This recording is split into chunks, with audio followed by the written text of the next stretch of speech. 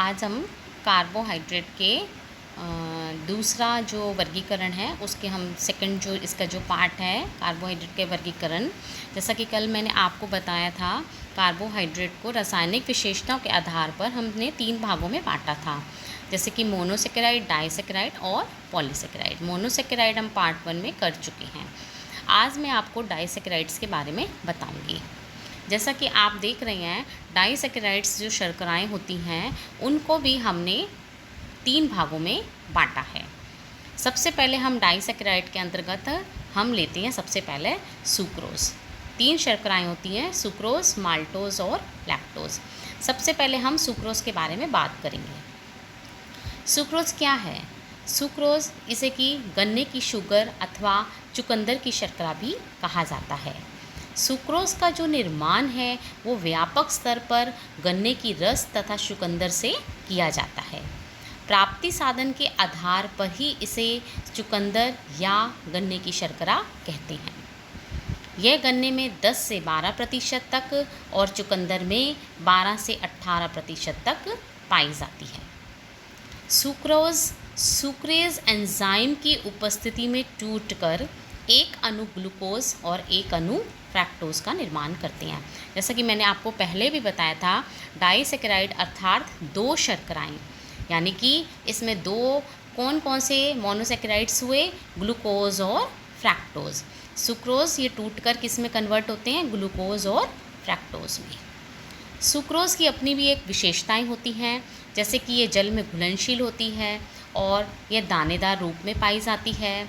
इसे औद्योगिक विधि से बहुत बड़े स्तर पर बनाया जाता है और पाचन क्रिया के पश्चात यह सुक्रोज ग्लूकोज और फ्रैक्टोज में कन्वर्ट हो जाती है। ये कुछ सुक्रोज की विशेषताएं थी।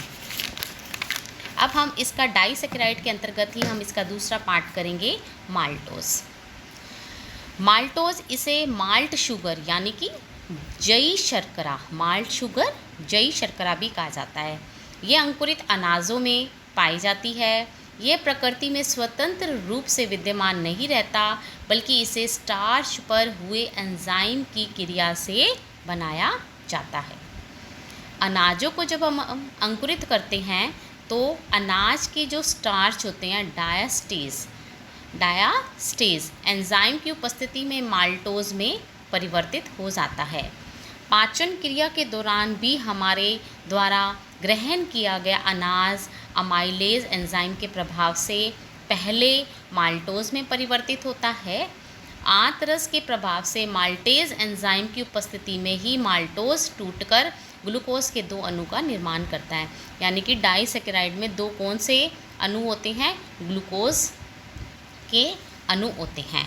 2 ग्लूकोज के अणु पाए जाते हैं, मतलब ग्लूकोज और ग्लूकोज मिलकर माल्टोज बनाते हैं।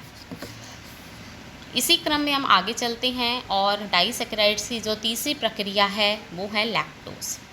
लैक्टोज इसे दुग्ध की शर्करा के नाम से भी जाना जाता है।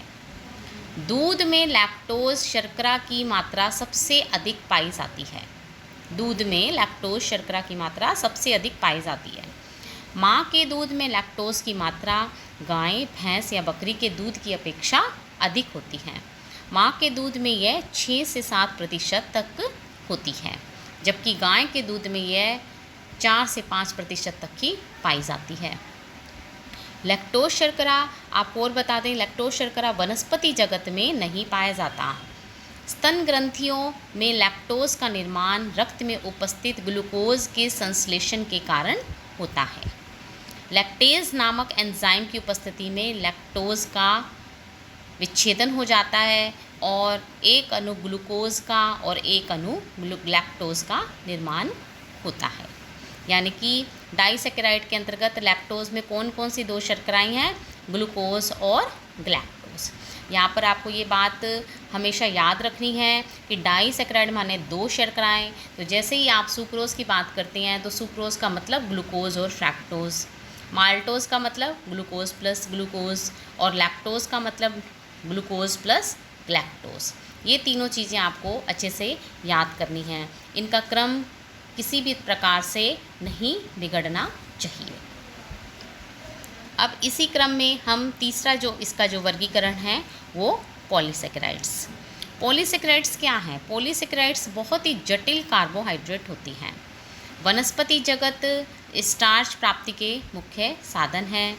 पॉलीसेकेराइड्स के अंतर्गत स्टार्च, ग्लाइकोजन, सेलुलोज और पैक्टिन आदि आती हैं। पॉलीसेकेराइड्स में 2 या 3 या 3 से अधिक शर्करा की सरल इकाइयाँ होती हैं। ये जल में अत्यंत ही कम घुलनशील होते हैं। इसका यह गुण पौधों के वृद्धि और विकास के लिए ज़्यादा उपयोगी और लाभकारी भी होते हैं। निरंतर पानी की उपस्थिति में पेड़ पौधे अपने जड़, तना, बीज, फल आदि में स्टार्च संग्रहित करने में समर्थ हो जाते हैं। यदि स्टार्च जल में अधिक घुलनशील होता है तो पौधे इनका संचय नहीं कर पाते। पोषण की दृष्टि से अगर हम देखें तो पॉलीसेकेराइड्स में starch, dextrin, cellulose, glycogen, pectin और हेमीसेलुलोज मुख्यतः हैं। इनका वर्गीकरण हम पार्ट 3 में करेंगे।